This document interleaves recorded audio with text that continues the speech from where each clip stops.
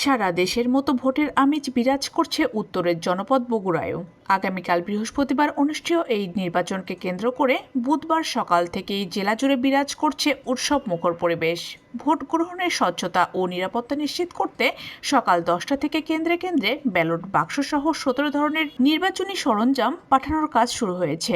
সকালে বগুড়া সদর উপজেলা পরিষদ চত্বর সহ বিভিন্ন উপজেলা প্রশাসন কার্যালয় থেকে প্রিজাইডিং কর্মকর্তারা নির্বাচনী মালামাল সংগ্রহ করেন। এগুলো বুঝে দেওয়া হয়েছে, এটা তালিকায় সহ দেওয়া হয়েছে। আমার 6টা বুথ আছে, 8টা ব্যালট বাক্স এবং প্রয়োজনীয় ব্যালট পেপার এবং অন্যান্য কাগজপত্র, seal, marking seal, brush seal সব কিছু বুঝে দেওয়া হয়েছে এবং টাকা পয়সাও বুঝে দেওয়া হয়েছে। অনারি টাকা পয়সা ভোটার তালিকা দেওয়া হয়েছে, সব কিছু দেওয়া হয়েছে। এগুলো আমরা মালামাল ট্রাকে তুলেছি। ইনশাল্লাহ আমরা এখন কেন্দ্রের দিকে যাব, প্রস্তুতি নিচ্ছি। এবারে নির্বাচন তো আমি মনে করি যে উৎসব আমেজের মতো জনগণের মধ্যে সাড়া ফেলেছে। আশা করা যায় খুব সুষ্ঠুভাবে নির্বাচন অনুষ্ঠিত হবে। আইনশৃঙ্খলা রক্ষাকারী বাহিনী এবং প্রশাসন এই ব্যাপারে খুব তৎপর আছে। এ সময় সদর উপজেলার সরঞ্জাম বিতরণ কার্যক্রম পরিদর্শন করেন ইউরোপীয় ইউনিয়নের 2 পর্যবেক্ষক। তারা ভোট গ্রহণের প্রস্তুতি ও সরঞ্জাম বিতরণের স্বচ্ছতা তদারকি করেন।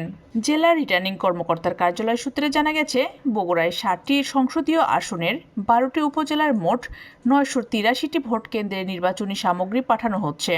এইসব কেন্দ্রে মোট ভোট কক্ষ রয়েছে 5,478টি। এর মধ্যে 5,148টি স্থায়ী এবং 330টি অস্থায়ী ভোট কক্ষ নির্মাণ করা হয়েছে। জি ধন্যবাদ। আপনারা অবগত আছেন যে বগুড়া সদর উপজেলায় 41, বগুড়া 6 সংসদীয় আসন। সেখানে পৌরসভায় মোট 86টি কেন্দ্র এবং ইউনিয়ন 11টি ইউনিয়নে 64টি কেন্দ্র, মোট 150টি কেন্দ্রে ভোট কেন্দ্র হিসেবে ঘোষণা করা হয়েছে।